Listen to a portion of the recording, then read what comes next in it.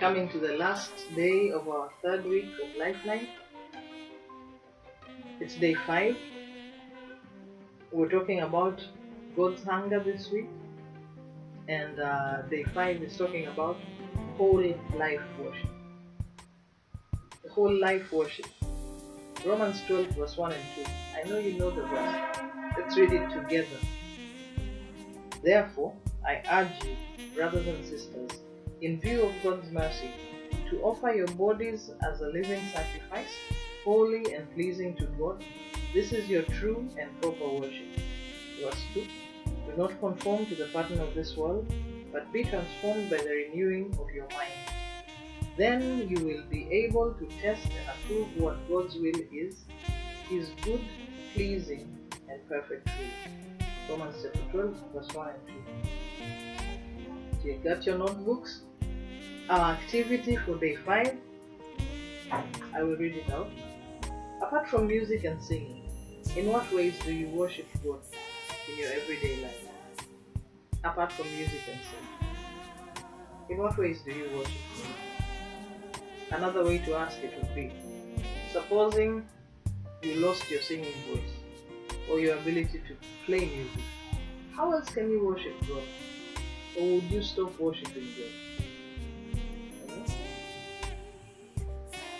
To learn how to worship God in a way that will please God rather than offend Him and be judged by Him, we must begin by understanding the Bible's definition of what worship is. The Bible uses the word worship in at least 3 important ways. First, worship can refer to the whole life of the Christian. We are to live our lives for God and under God. We should seek to have all we do become loving service to Him. Paul had this sense of worship in mind when he wrote at the beginning of the application section of the book of Romans. Therefore, I urge you, brothers, in view of God's mercy, to offer your bodies as living sacrifices, holy and pleasing to God, which is your spiritual act of worship. Do not conform any longer to the pattern of this world, but be transformed by the renewing of your mind. That's Romans 12, 1 and 2. We just read that. In these verses, all of life is looked upon as worship. Okay? Second, worship can refer to those personal times of prayer, praise, reflection, or Bible reading when we focus on God. David worshipped as he prayed and sang alone at night. He says in Psalm 63 verse 6 and 7, on my bed I remember you. I think of you through the watches of the night.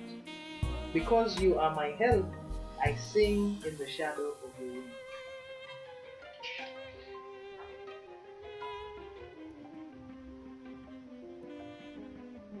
And that brings us to the end of week 3 of Lifeline. As usual, I am so happy to have you watching and listening. You can get the manual and follow along. It costs only 500 bob. But you can also just watch and learn. And the things that you have learned from me, Paul said, the same commit to faithful men who will be able to teach others also. So don't be stingy with this.